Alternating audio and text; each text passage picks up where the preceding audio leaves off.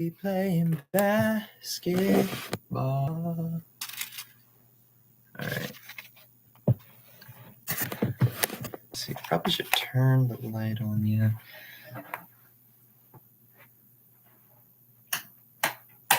Alrighty.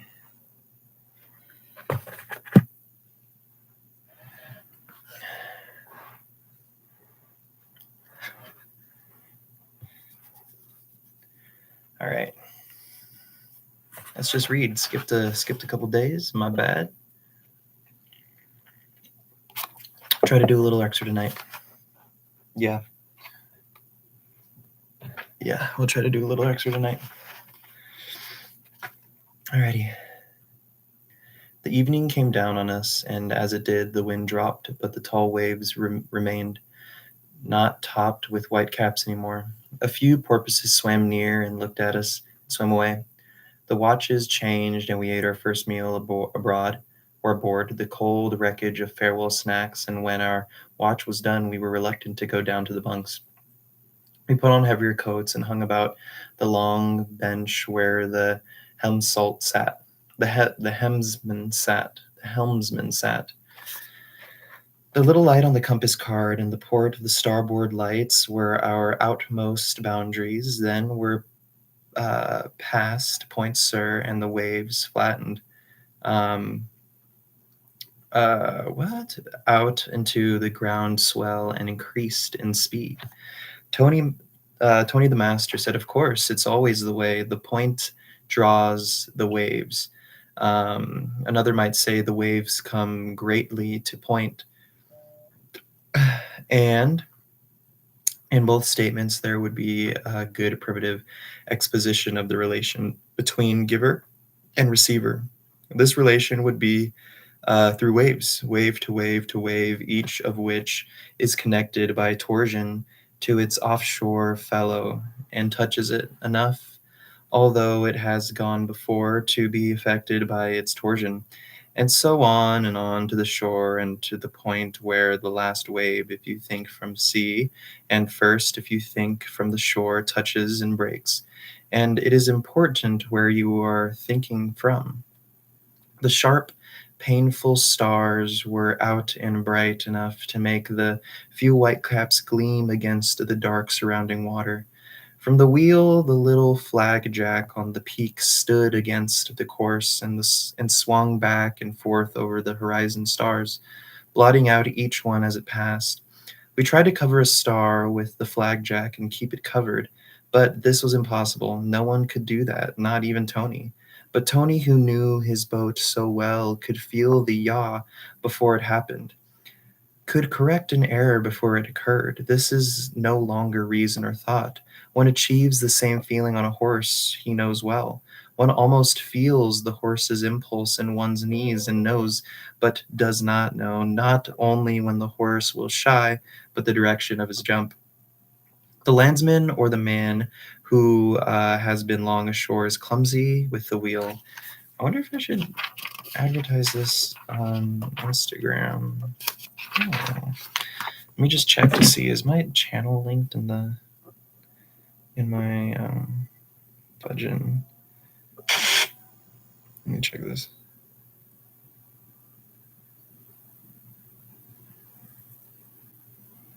Ooh, I'm gonna figure this video out, man. I really wanted to drop this one. Let me do this. Dang, it shows it. That's super cool. Wonder how. Is this link? Copy link. Let me do this. Edit profile. Link. Boom. Boom. Boom. Boom. Boom. Done. Let's see if it works. Say what? Here, let me do this. Does it have the title on it? No, it doesn't. Do I put the views? I'll do this. Yeah, I'll do this.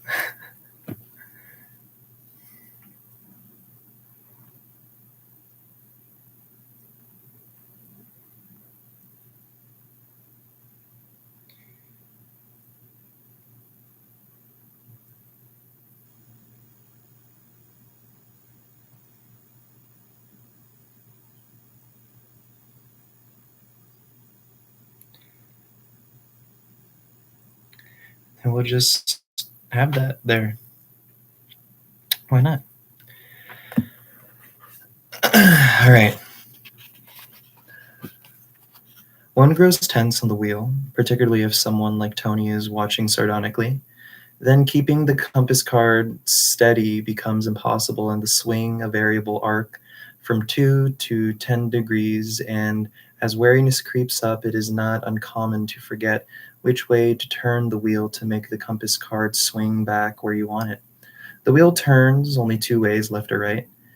The fact of the lag and the boat swinging rapidly so that a slow correcting allows it to pass the course and an on the side becomes a maddening thing when Tony the Magnificent sits beside you.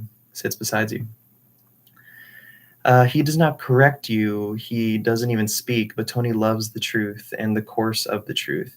If the helmsman is off course, he is telling a lie to Tony. And as course projects, hypothetically, straight off the bow and around the world, so the wake drag out behind it, a tattler on the conduct of the steersman. If one should steer mathematically perfectly, which is of course impossible, the wake will be a straight line, but even if, when drawn, it may have been straight, it bends to currents and to waves, and your true effort is wiped out. There is probably an unified field hypothesis, unified field hypothesis available in navigation as all things. The internal factors would be the boat, the controls, the engine, and the crew, but chiefly the will and the intent of the master, subheaded with his conditioning experience, his sadness and ambitions, and his pleasures. The external factors would be the ocean with its bordering land, the waves, the currents, and the winds with their constant varying effect in modifying the influence of the rudder against the changing tensions exerted on it. If you steer toward an object, um, you cannot perfectly and indefinitely steer directly at it. You must steer to one side or run it down, but you can steer exactly at a compass point, indefinitely. That does not change. Objects achieved are merely its fulfillment. It In going toward a headland, for example, you can steer directly for it while you are at a distance, only changing course as you approach. Or you may set your compass course for the point and correct it by vision when you approach. The working out of the ideal into the real is here the relationship between inward, outward, microcosm to macrocosm. The compass simply represents the ideal, present the unachievable, and sight steering a compromise with perfection which allows your boat to exist at all. And in the development of navigation as thought and emotion, and it must have been a slow, stumbling process, frightening to its innovators and horrible to the fearful. How often must the questing mind have wished for the constant and unvarying point on the horizon to steer by? How simple if a star floated unchangeably to measure by. On clear nights, such a star is there, but it is not trustworthy, and the course of it an arc. And the happy discovery of Stella Polaris, which, although it too shifts very minutely in an arc, it constantly is constantly relatively very encouraging. Stella Polaris will get you there. And so, to the crawling mind, Stella Polaris must have been like a very goddess of consistency, a star of love and trust. What we have wanted always is an unchangeable, and have found that only a compass point, a thought, an individual ideal does not change. Schiller, the Gothy ideal, to be worked out in terms of reality. And from such a thing as this, Beethoven writes a Ninth Symphony to Schiller's Ode to Joy. A tide pool has been called a world under a rock, and so it might be said of navigation. It is the world within the horizon. Of steering, the external influences to be overcome are in. Oh, hey, what's up, Ryan? What's up? Good to see you, bro. Just doing a little reading tonight. You know how it goes. The mean levels of the extreme ups and downs of the oscillation symbolize opposites in the Hegelian senses. Oh, yeah. Peace out, Ryan. Thank you for stopping by, bro. Have a good night. Appreciate you stopping by.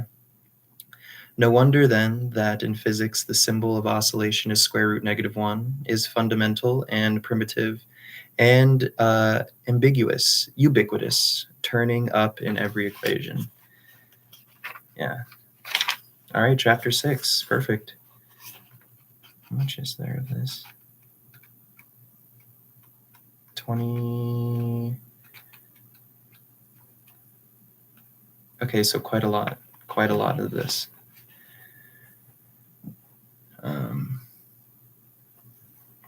Yes, sir. All right. In the morning, okay, it's chapter 6, March 12th. In the morning, we had come to the Santa Barbara Channel, and the water was slick and gray, flowing in long, smooth swells, and over it, closed down, there hung a little mist, so that the seabirds flew in and out of sight. Also, I hope the audio is okay. Like I haven't done much rewatching of other ones, so I don't know if it's just like super quiet or super muffled. Yeah. So hopefully it's cool. Okay, DeAndre, good to see you, man. I'm glad the audio's all right. I'm just using my laptop speaker. So then breaking the water as though they swam in an obscure mirror, and the porpoises surrounded us. They really came to us. We have seen them change course to join us. These curious animals. The Japanese will eat them, but rarely rarely will we touch them. That's good. Our crew, Tiny and Sparky, who loved to catch every manner of fish, to harpoon any swimming thing, would have nothing to do with porpoises. They cry, so Sparky said, when they are hurt, they cry to break your heart. This is rather a difficult thing to understand. A dying cow cries too. A stuck pig raises his protesting voice piercingly, and few hearts are broken by those cries. But a porpoise cries like a child in sorrow and pain, and we wonder whether the general seaman's real affection for porpoise might not be more complicated than the simple fear of hearing them cry. The nature of the animal might parallel certain traits in ourselves, the outrageous boastfulness of porpoises, their love to play, their joy and speed. We have watched them for many hours, making designs in the water, diving and rising, and then seeming to turn over to see if they are being watched. In bursts of speed, they hump their backs, and the beating tails take power from the whole body. Then they slow down, and only the muscles near the tails are strained. They break the surface, and the blowholes, like eyes, open and gasp in air, and then close like eyes before they submerge. Suddenly, they seem to grow tired of playing. The bodies hump up, the incredible tails beat, and instantly they are gone.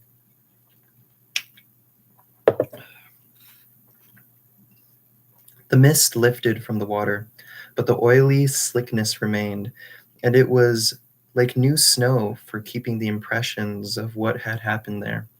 Near to us, near to us was the greasy mess where a school of sardines had been milling, and on it the feathers of gulls which had come to join the sardines, and having fed hungrily, had sat on the water and combed themselves in comfort. A Japanese liner passed us, slipping quickly through the smooth water, and for a long time we rocked in her wake. It was a long, lazy day, and when the night came, we passed the lights of Los Angeles with its many little dangling towns. The searchlights of the fleet at San Pedro combed the sea constantly, and one powerful glaring beam crept several miles and lay on us so brightly that it threw our shadows on the exhaust stack. In the early morning before daylight, we came into the harbor at San Diego and through the narrow passage, and we followed the lights on the changing course to the pier. All about us war bustled, although we had no war, steel and thunder, powder and men, the men preparing thoughtlessly like dead men to destroy things. The planes roared over in formation, and the submarines were quiet and ominous. There is no playfulness in a submarine. The military mind must limit its thinking to be able to perform its function at all. Thus, in taking with a naval officer who had won a target competition with big naval guns, we asked, "Have you thought of what happens in a little street when one of your shells explodes? Of the families torn to pieces, 1,000 generations influence when you singled fire?" "Of course not," he said. "Those shells travel so far that you couldn't possibly see where they land." And he was quite correct. If he could really see where they land and what they do, if he could really feel the power in his dropped hand and the waves radiating out his gun, he would not be able to perform its function. He himself would be the weak point of his gun, but by not seeing, by insisting that it be a problem of ballistics and trajectory, he is a good gunnery officer. And he is too humble to take the responsibility for thinking. The whole structure of his world would be endangered if he permitted himself to think. The pieces must stick within their pattern, or the whole thing collapses and the design is gone. We wonder whether in the present pattern the pieces are not straining to fall out of line, whether the paradoxes of our times are not finally mounting to conclusion of ridiculousness that will make the whole structure collapse. For the paradoxes are becoming so great the leaders of people must be less and less intelligent to stand their own leadership. The port of San Diego in that year was loaded with explosives and the means of transporting and depositing them on some enemy as yet undetermined.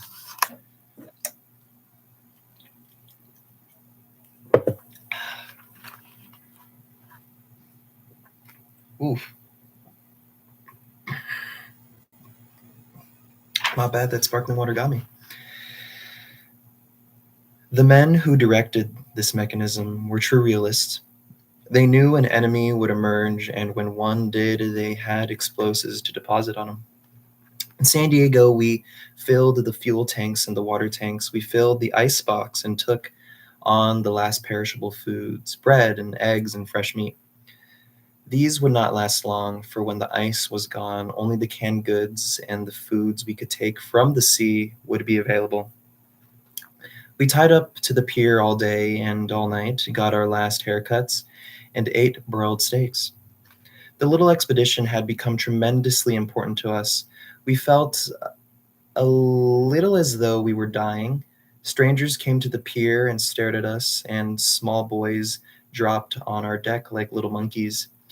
Those quiet men who always stand on piers asked where we were going, and when we said to the Gulf of California, their eyes melted with longing. They've wanted to go so badly for so long. They were like the men and women who stand about airports and railroad stations. They want to go away, and most of all, they want to go away from themselves. For they do not know that they would carry their globes of boredom with them wherever they went. One man on the pier who wanted to participate made sure he would be allowed to cast off, and he waited at the bow line, for a long time. Finally, he got a call, and he cast off the bow line and ran back and cast off the stern. Then he stood and watched us pull away, and he wanted to go very badly. Below the Mexican border, the water changes color. It takes on a deep ultramarine blue, a washtub, bluing blue. intense and seemingly to penetrate deep into the water. The fishermen call it tuna water. By Friday, we were off to Point Baja. This is the region of the sea turtle and the flying fish. Tiny and Sparky put out fishing lines, and they stayed out during the whole trip. Sparky and Tiny grew up together in Monterey, and they were bad little boys and very happy about it. It said lightly that the police department had a special detail to supervise the growth and development of these two brothers, or these two friends. They are short and strong and nearly inseparable. An impulse seems to strike both of them at once. Let Tiny make a date with a girl and Sparky made a date with another girl. It then becomes necessary for Tiny, by convenience and trickery, to get Sparky's girl. But it is all right since Sparky has been moving mountains to get Tiny's girl. These two shared a watch, and on their watches we often went strangely off course, and no one ever knew why.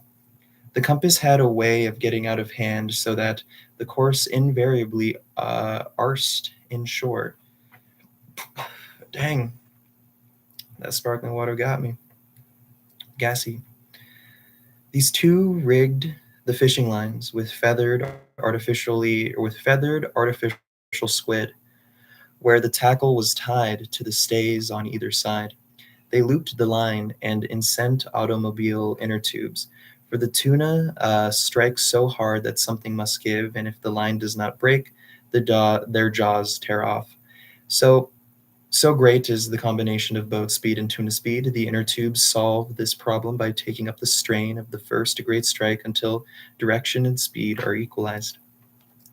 When Sparky and Tiny had the watch, they took care of the fishing, and when the rubber tube snapped and shook, one of them climbed down to take the fish. If we were a large one or a sharp fighting fish, hysterical shrieks came from the fishermen. Whereupon the one left at the wheel came down to help, and the wheel swung free. We wondered if this habit might not have caused the wonderful course we sailed sometimes. It is not beyond reason that coming back to the wheel, arguing and talking, they might have forgotten the set course and made one up almost as good. Surely, they might think, that this is kinder and better than waking up the master to ask for the course again, and 5 or 10 degrees isn't so important when you aren't going far. If Tony loved the truth for itself, he was more than counterbalanced by Sparky and Tiny. They have little faith in truth, or, for the matter, in untruth. The police who had overseen their growing up had given them a nice appreciation of variables. They tested everything to find out whether it was true or not. In a like main, oh my God, in a like manner, they tested the compass for weakness. They suspected that the weakness was in it. And if Tony should say, "You are way off course," they could answer, "Well, we didn't hit anything, did we?" Shh, dude, Steinbeck knows how to freaking. I like that. I like that a lot. I like that a lot. I'm gonna underline that. Where's my pen?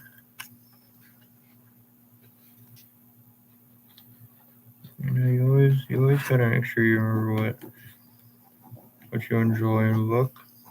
Should come back, relive those memories, or at least the instance of reading it for the first time, or I guess by the bare minimum, the line itself. Alrighty, Chapter 7, March 16th.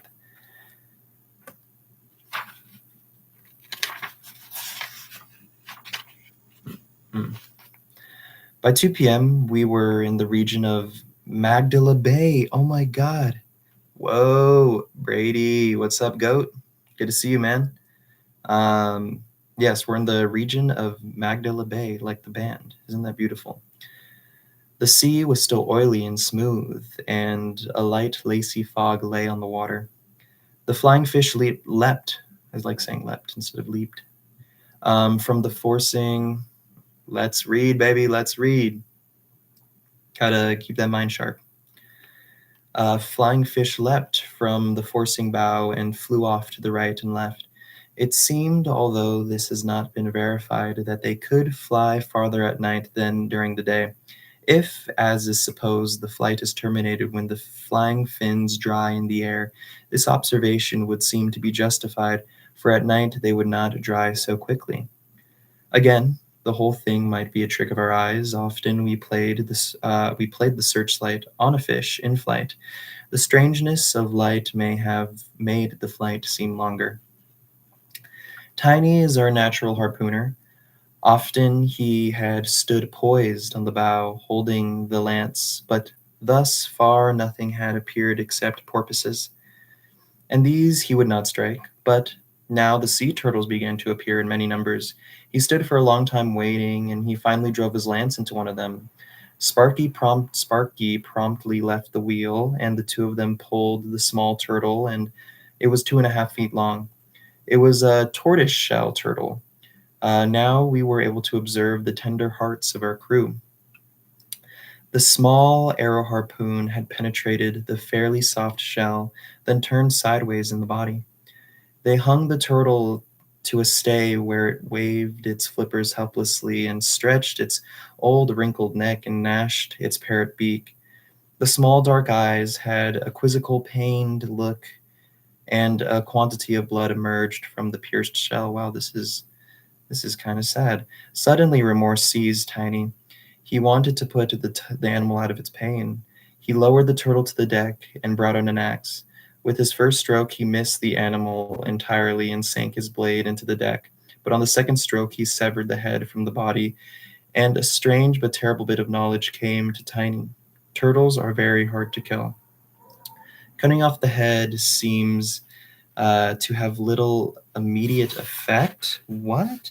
The turtle was as lively as it had been, and a large quantity of very red blood from the trunk of the neck poured out.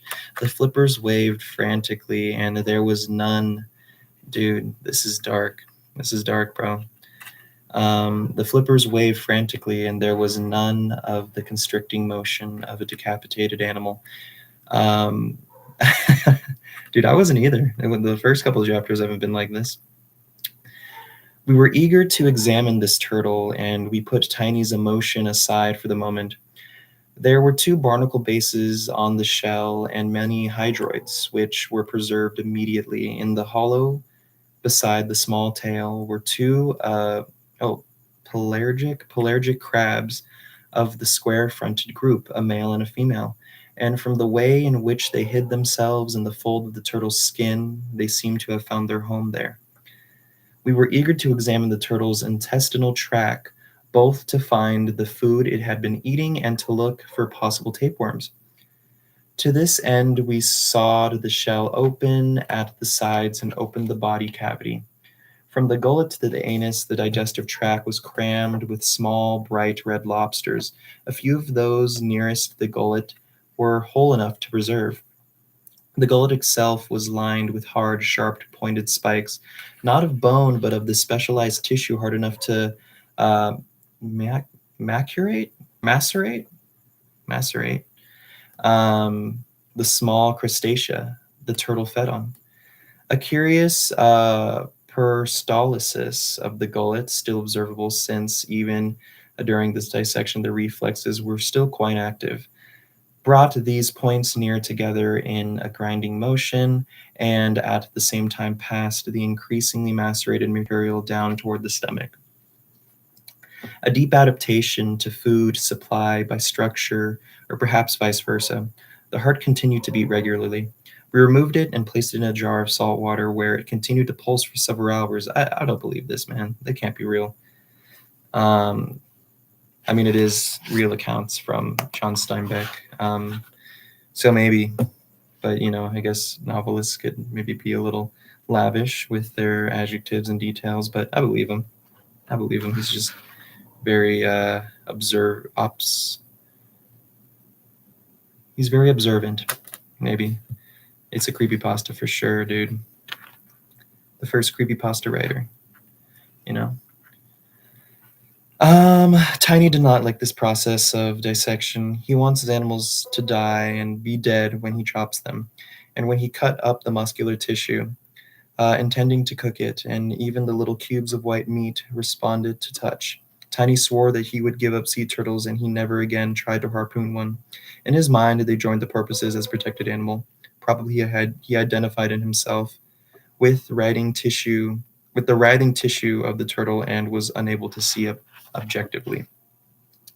The cooking was a failure. The boiled meat and later threw out the evil smelling mess. But the turtle shell we wished to preserve. We scraped it as well as we could and salted it. Later, we hung it deep in the water, hoping the isopods would clean it for us, but they never did. Finally, favorite Steinbeck book? See, I've only read three.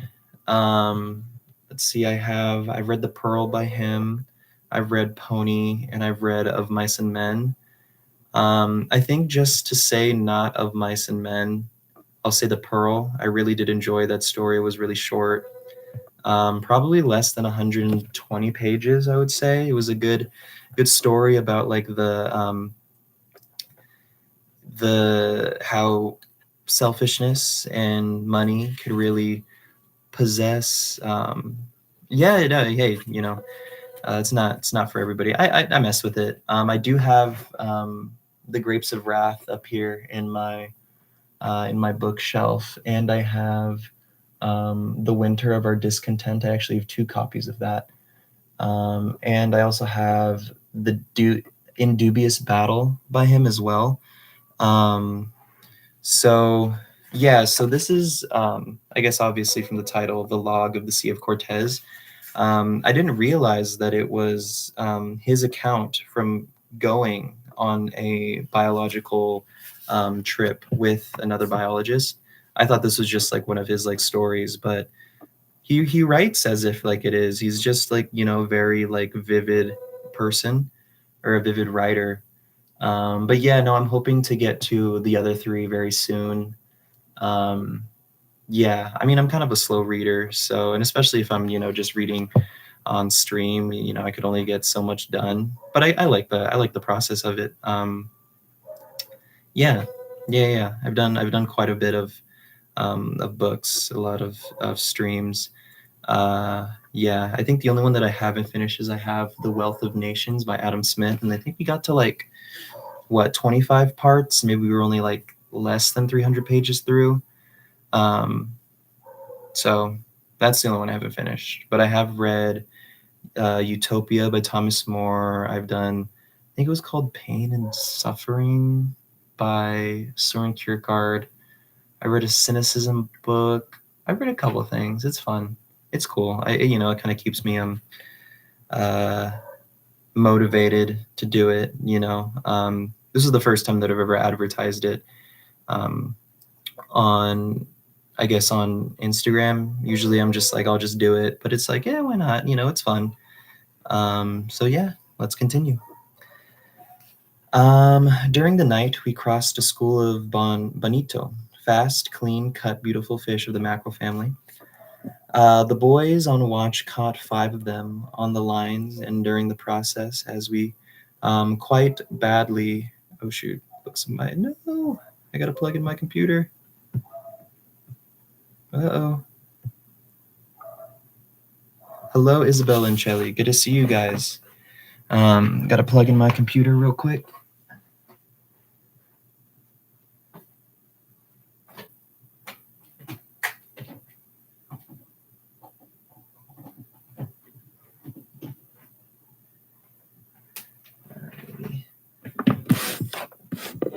I'm glad the gang is here. Dude, hey, that's also a great thing. I always love when homies are in the chat and they get to converse with each other.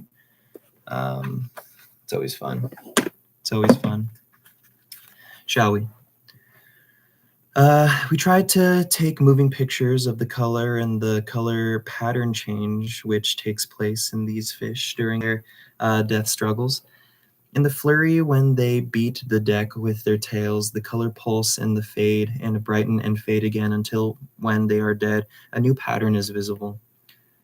We wish to take color photographs of many of the animals because of the impossibility of retaining color in preserved specimens. And also because many animals, in fact, most animals have one color when they are alive and another when they are dead. However, none of us was an expert in photography, and we had very mediocre success. The bonitos were good to eat, and Sparky fried a big, thick fillet for us. That night, oh, I tried had spicy tuna um, this weekend. It was very good. I'm not much of a sushi person or a fish person, really, but that was good. That was good. Yeah, that was really good.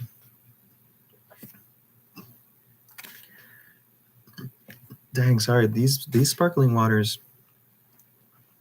give me burpee. The smooth blue water runs out of time very quickly, and a kind of dream sets in. Then a floating box cast overboard from steamship becomes a fascinating thing, and it is nearly. Oh, should I skipped a lot? That's okay.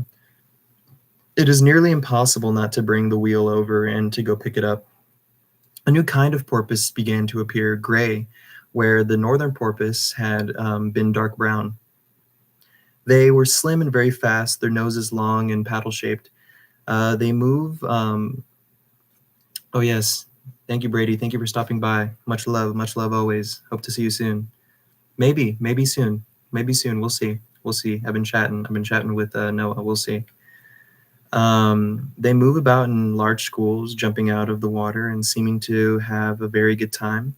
The abundance of life here gives one exuberance, Tea City indeed, a feeling of fullness and richness. The playing porpoise, the turtles, the great schools of fish, which ruffle the water surfaces like a quick breeze, make for excitement.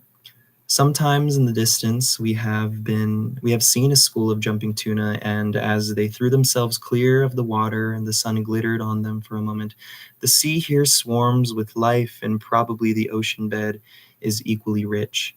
Microscopically, the water is crowded with plankton. This is the tuna water, life water. It is complete from plankton to gray porpoises. The turtle was complete with the little, almost commensal crab living under its tail. Oh, commensal, like com commensalism is like biology. It's like when it like benefits each, or like they're not really like benefiting each other. It's like neutral. I forget what it's called. Commensalism. I'm just gonna say that.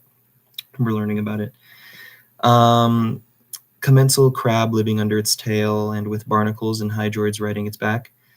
The pelagic rock lobster littered the ocean with red spots. There was food everywhere. Everything ate everything else with a furious exuberance. About 5 p.m. on the 16th, 70 miles north of Point Lorazzo, we came upon hosts of the red rock lobsters on the surface, brilliant and beautiful against the ultramarine of the water. There was no protective coloration here. A great contrast could not have been chosen. The water seemed almost solid with little red crustacea called langostina by the Mexicans. According to Stimson, on March 8th, 1859, a number of them were thrown ashore at Monterey Bay in California, many hundreds of miles from their usual range. It was probably during one of those different cycles when currents do amazing things. We idled on We idled our engine and crept slowly along, catching up the langostina in dip nets. We put them in white porcelain pans and took some color moving pictures of them. Some of the few good moving pictures incidentally made during the whole trip. In the pans, we saw that these animals do not swim rapidly, but rather wiggle and crawl through the water. Finally, we immersed them in fresh water and they were dead, preserved them in alcohol, which promptly removed their brilliant color, as they have said before. All right, let's see how long chapter 8 is. Oh, shoot. Chapter 8's kind of long. Let's keep going. Let's keep going. Why not? Let's keep going. I'm having a good time with this, and I skipped the past 2 days. I skipped the past 2 days with this. So, hey, Andreas, let's go. What's up? At 2 a.m., we passed Point Lazaro, one of the reputably dangerous places of the world, like Cardos Passage or Cape Horn, where the weather is always bad, even when it is good elsewhere. Um, there is a sense of relief when one safely passed these half mythical places, for they are not only stormy but treacherous. And again, the atvistic, and we learned that the other day that atvistic means along the shore. Fear arises. The Scalia carbitus fear that made our ancestors people place with monsters and enter them only after prayer and proper propitiation. It was only reasonably rough when we passed, and immediately south the water was very calm. About 5 in the morning, we came upon an even denser concentration of the little red. It seems this is like a Latin word. Pleroncodes.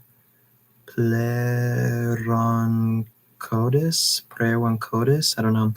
And we stopped again and took a great many of them. While we netted the lobster, Skipjack struck the line, and we brought him in and had him for breakfast.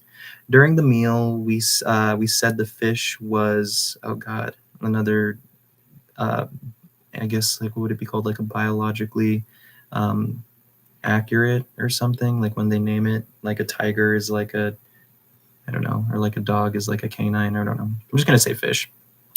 And Sparky said it was a skipjack. See, it's a skipjack. Because he was eating it and he was quite sure he would not eat a skipjack ever. A few hours later, we caught two small dolphins, startlingly beautiful fish of pure gold, pulsing and fading and colors changing. Okay, I guess they're called linen or whatever. These fish were very widely distributed. We were coming now toward the end of our day and night run. The engine had never paused since we left San Diego, except for idling the little time while we took the lobster. The coastline of the peninsula slid along, brown and desolate and dry, with shimmer hung over the land even in March. Tony had kept us well offshore, and only now we approached closer to land, for we would arrive at Cape San Lucas in the night, and from then on we planned to only run in the daytime. Some collecting stations we had projected from Plumo Reef and La Paz and Angeles Bay, but except for those, we planned to stop wherever the shore looked interesting. Even this little trip of 90 hours, though, had grown long, and we were glad to be getting to the end of it. The dry hills were red gold that afternoon, and in the night no one left the top of the deck house. The Southern Cross was well above the horizon, and the air was warm and pleasant. Tony spent a long time in the gallery going over the charts. He had been to Cape San Lucas once before. Around 10 o'clock, we saw the lighthouse on the false cape. The night was extremely dark. When we rounded the end, the great tall rocks called the Friars were blackly visible. The coast pilot spoke of a light on the end of the San Lucas pier, but we could not see no light. Tony edged the boat slowly into the dark harbor. Once a flashlight showed for a moment on the shore and then went out. It was after midnight, and of course there would be no light in Mexican House at such time. The searchlight on our deck house seemed to be sucked up by the darkness. Sparky on the bow with the lead line found deep water, and we moved slowly in, stopping and drifting and sounding. And then suddenly there was the beach 30 feet away, with little waves breaking on it, and still we had 8 fathoms of lead. We backed away a little and dropped the anchor and waited until it took a firm grip. Then the engine stopped, and we sat for a long time on the deck house. The sweet smell of land blew out on us on the warm wind, a smell of sand and grass and mangrove. It was so quickly forgotten, this lamb smell. We know it so well on shore that the nose forgets it. But after a few days at sea, the odor memory pattern is lost, so that the first land smell strikes a powerful emotional nostalgia. A very sharp and strangely dear. In the morning, the black mystery of night was gone, and the little harbor was shining and warm. The tuna cannery against the gathering rocks of the point and a few houses along the edge of the beach were the only habitational habitational only habitations visible. And with the day came the answer to the lightlessness of night before. The coast pilot had not been wrong. There is indeed light at the end of the cannery pier, but since the electricity is generated by the cannery engine, and since the cannery engine runs only in the daytime, so the light burns only in the daytime. Well, that's kind of counterintuitive. With the arrived day, this light came on and burned bravely until dusk, when it went off again.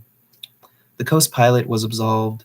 It had not lied. Even Tony, who had been a little bitter that night before, was first to revise his first fierceness. And perhaps it was a lesson to Tony.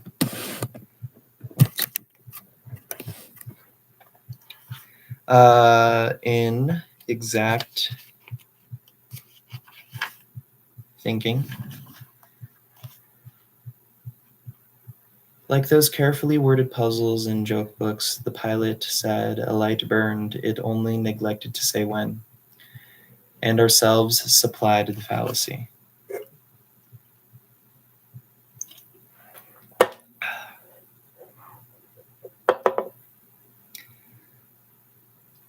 The great rocks on the end of the peninsula are almost literary.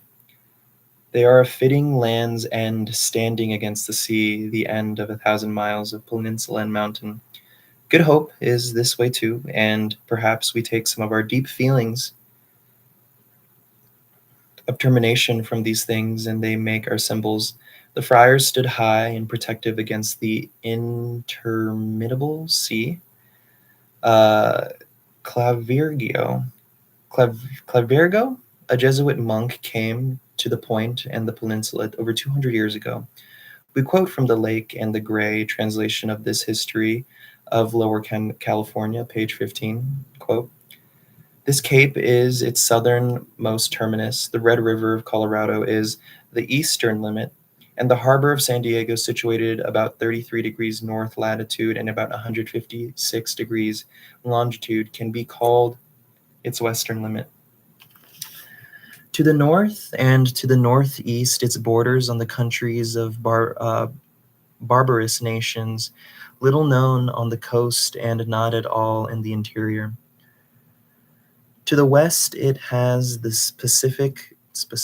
Pacific Sea, and on the east, the Gulf of California, already called the Red Sea because of its similarity to the Red Sea and the Sea of Cortez, named in honor of the famous conqueror of Mexico, who had it discovered and who had navigated it. The length of the peninsula is about 10 degrees, but its width varies from 30 to 70 miles or more.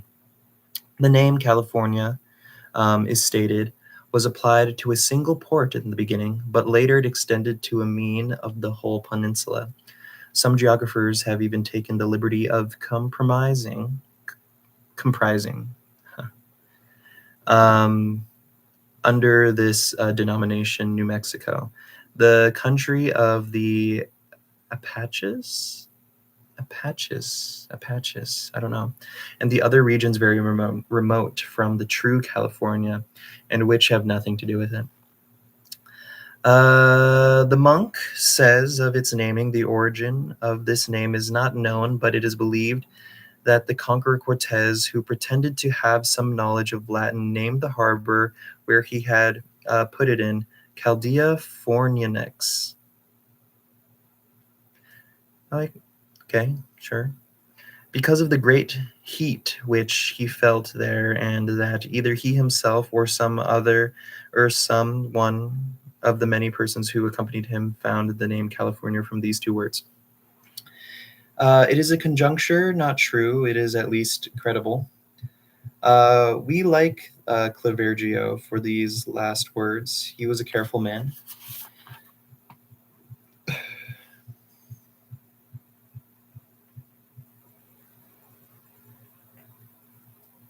The observations set down in his history of Baja California are surprisingly correct, if not all true. They are at least credible. He always gives one his choice. Perhaps his Jesuit training is never more evident in hi- than in this. If you believe this, he says, in effect, perhaps you are not right, but at least you are not a fool. Lake and Gray include an interesting footnote in their translation.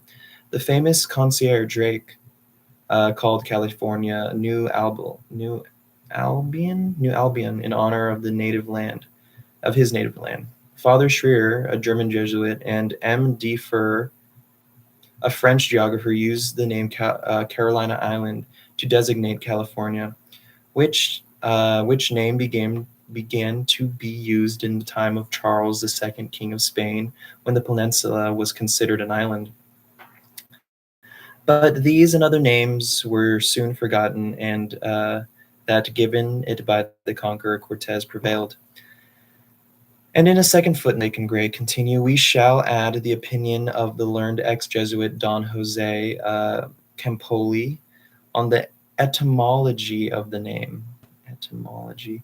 California or Californians, or Californias, as others say.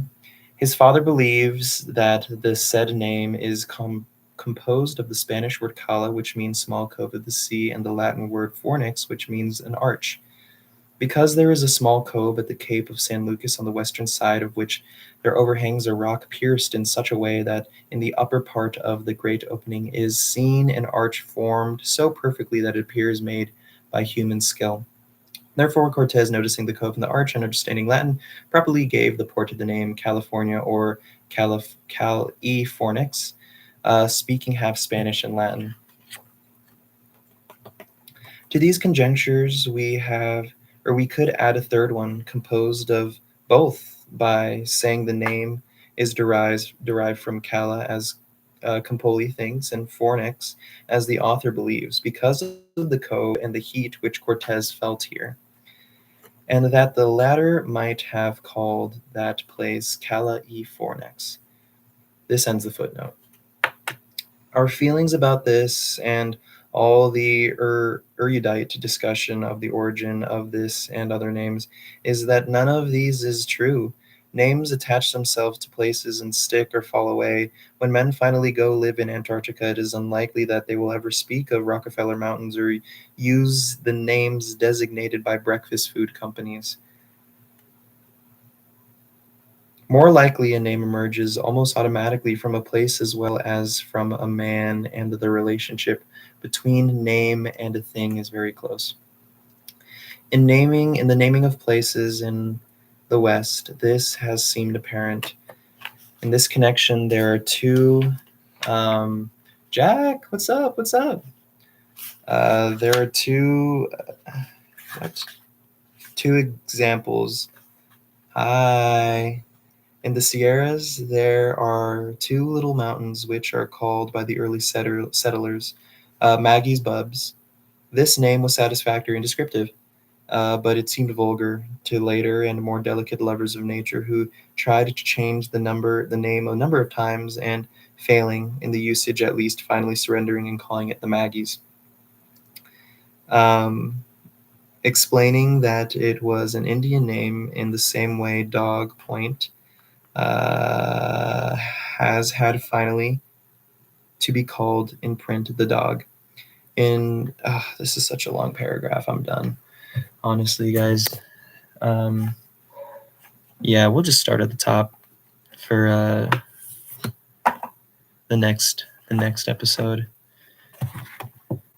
It's a long paragraph, man. You know what? I haven't read this much or haven't done a long stream like this in a while. I'm really happy. I'm really happy about this. You know, I think it's good to really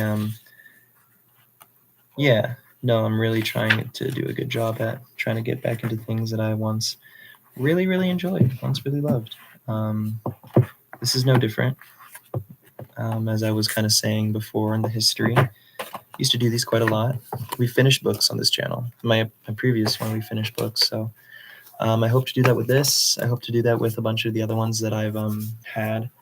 sitting here for a while, whether that's on stream or personally.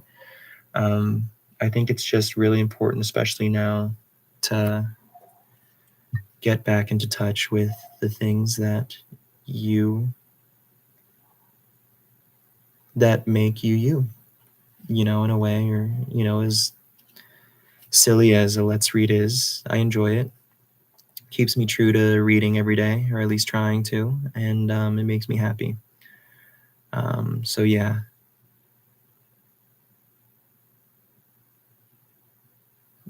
Yeah. All right. Thank you so much, to everybody who joined this time around, which is very sweet, very kind. I hope to see many of you next time, and I'll be sure to make an announcement, I guess, because I'm really glad that everybody was here. Yeah. All right. Thank you.